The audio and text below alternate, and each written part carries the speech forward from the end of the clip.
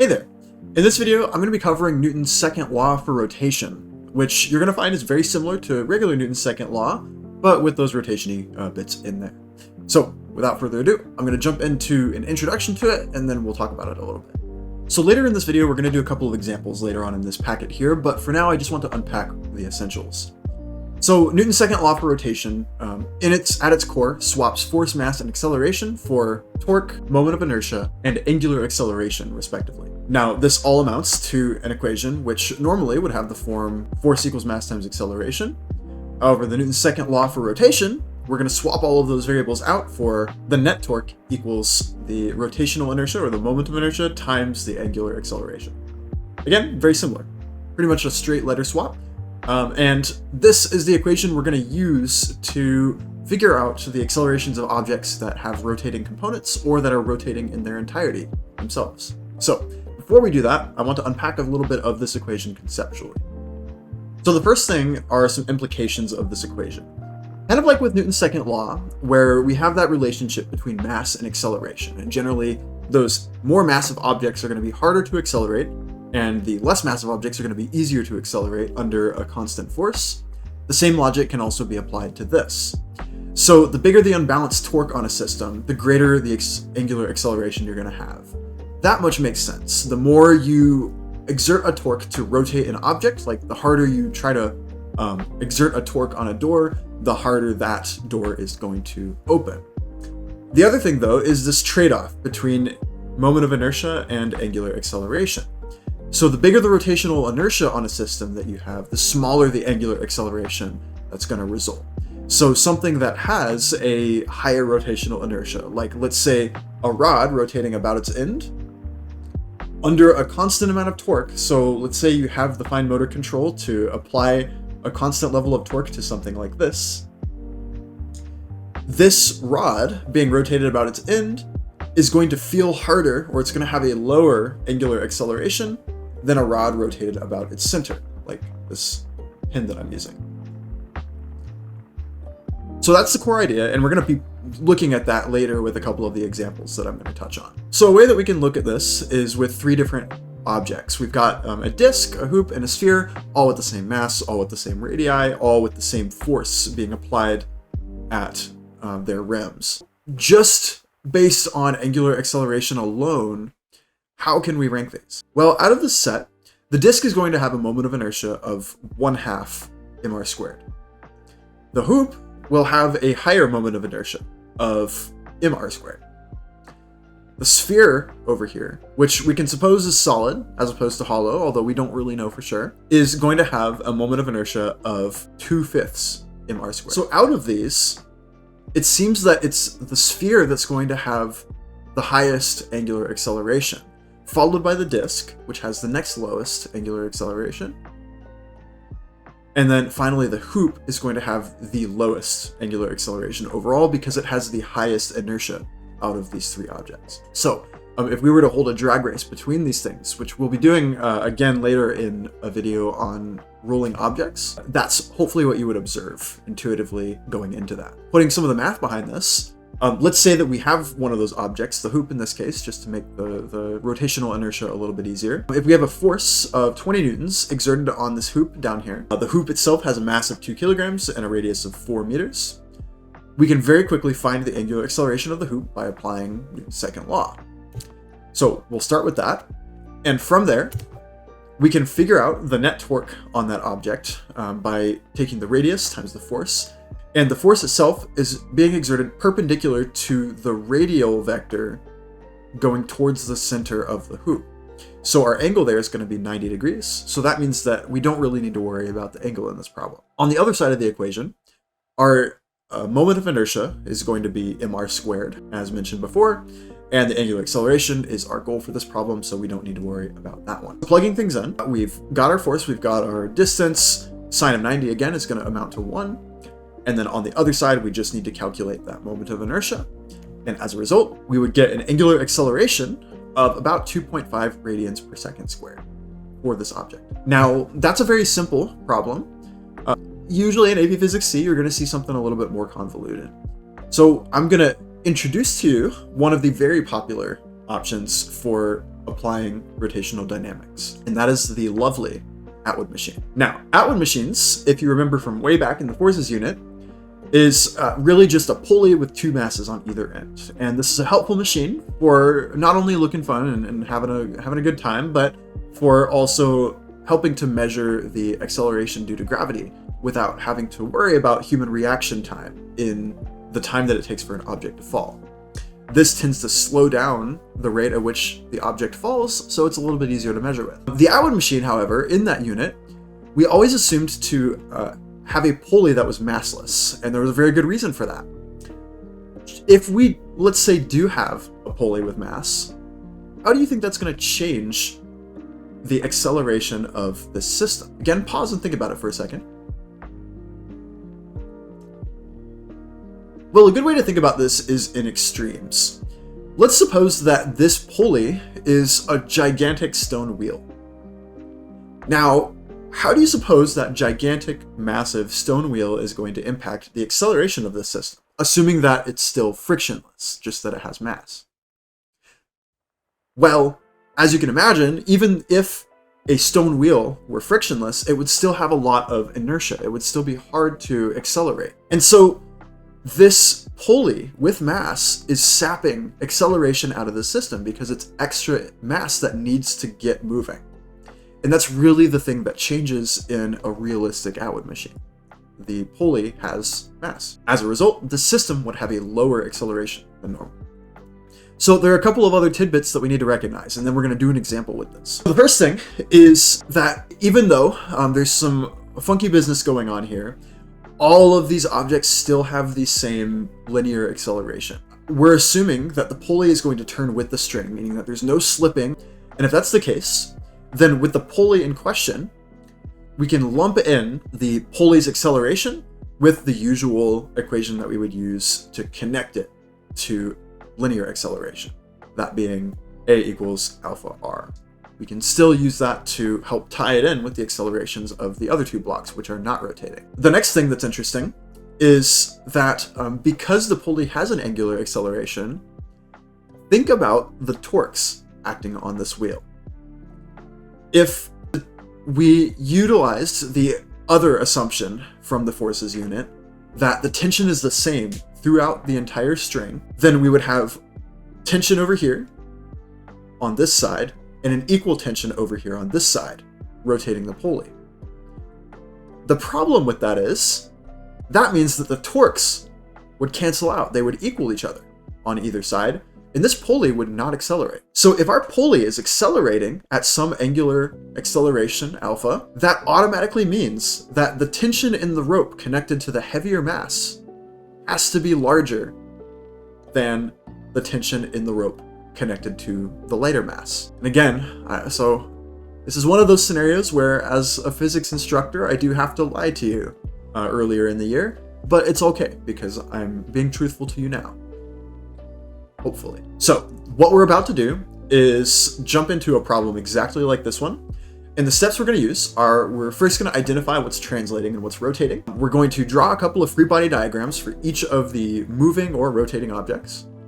And then we're going to simply utilize Newton's second law to set up a system of equations, and hopefully that will allow us to solve for the acceleration or the tensions, whatever we're being asked for. So let's jump over to a problem where we can test this out.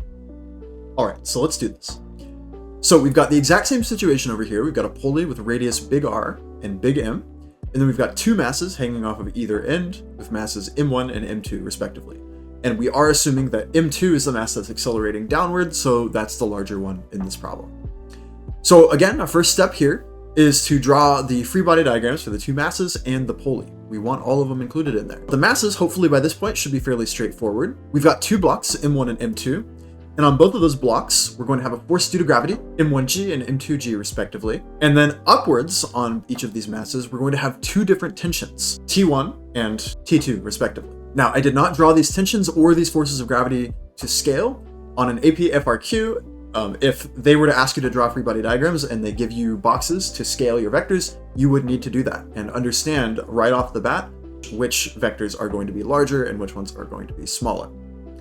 Once we've got those are two complete free body diagrams for our blocks. We're going to next take a look at the free body diagram, if we can call it that, for the pulley. So we've got our very nice pulley over here, and really all we need to do here is draw the same two tensions that we wrote over here. So on the left side, where mass 1 is, we've got that same tension, T1, and then on the other side, pulling down on the right side of the pulley, we've got tension T2. And now here, I did at least try to give a little bit of space to write these tensions to scale. So just for the record, we should say, or we should assume throughout this problem that tension 2 is going to be higher than tension 1 if we want this pulley to accelerate this way. A couple of other things to mention while we're here. First, the angular acceleration of this pulley, we're assuming to not be slipping, so we can write this as the linear acceleration A over the radius of the pulley R. Another thing we could go ahead and write out is that the moment of inertia of this pulley is going to be 1/2 mr squared, because it is a solid disk or a cylinder. And that's part A done. Next, we need to set up Newton's second law for both of these masses and the pulley. So over here, I'm going to write out both of our Newton's second laws. There we go. And next, I'm going to write out Newton's second law for both of these masses, and then we're going to go ahead and apply the same thing to this pulley over here and sub in our values to get everything in the linear quantity form. Okay, so for this first mass, M1, it's going to be tension 1 minus M1g, pulling it downwards, and all of that is going to equal the mass M1 times whatever acceleration that mass has. Okay? Next, we're going to apply the same thing, but this time in reverse, because for mass 2, remember, its acceleration is downwards, so that should be treated as the positive direction of acceleration. So for mass 2, we're going to have the same thing, but in reverse. So we'll have mass 2 times g minus T2 equals M2 times A, and that would be our equation for that block. Lastly, we need to set up the Newton's second law for our pulley over here.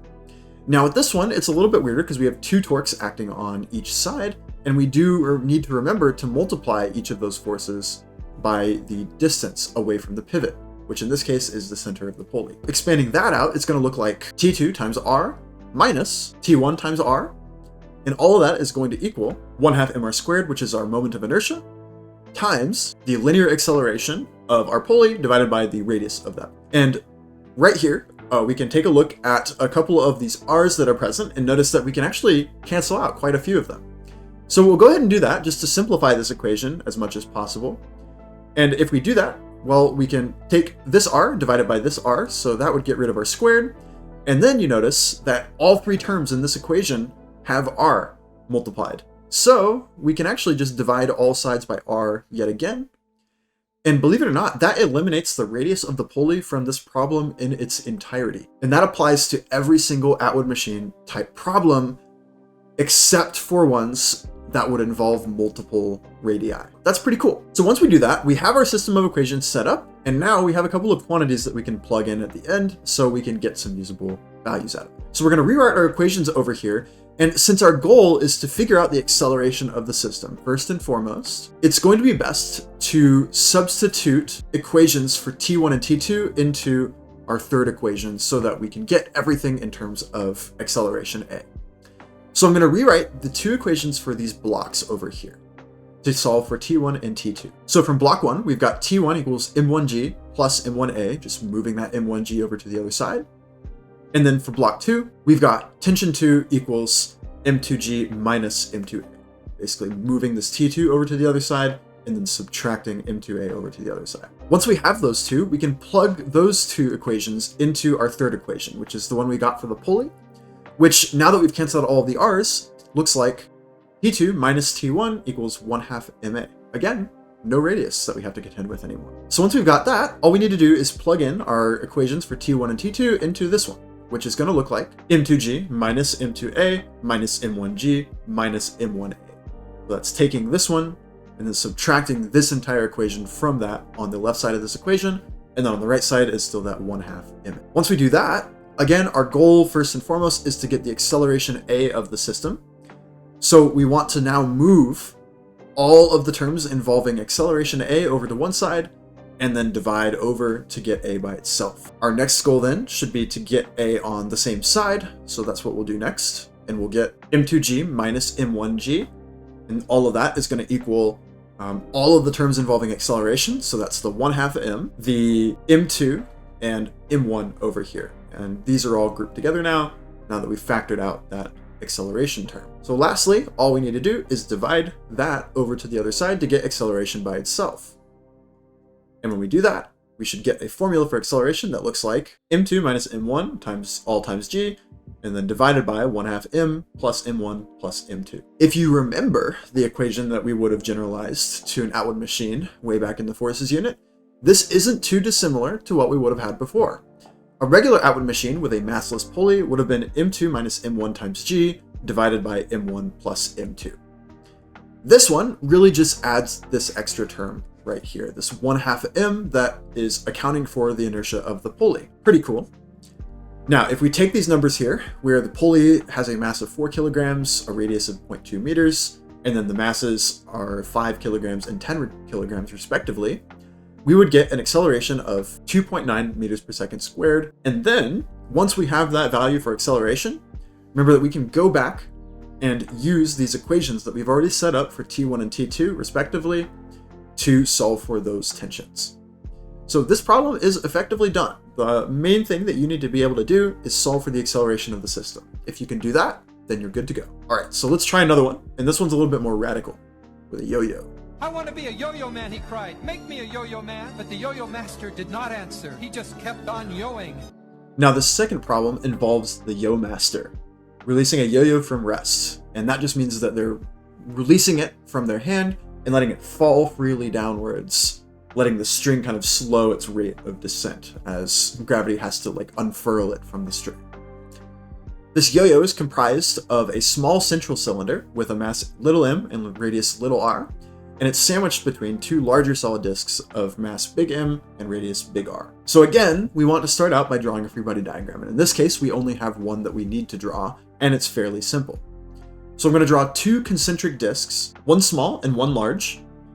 The small disk is the central, like small cylinder that was mentioned in the problem, and this larger disk is really twofold. Remember, we have two of them in this problem, even though my artistic skills are not going to be able to represent that. And on this diagram, well, we have one force that's already effectively given to us. It's that tension force that's attached to the small central cylinder up this way. And that's just going to go straight up like that.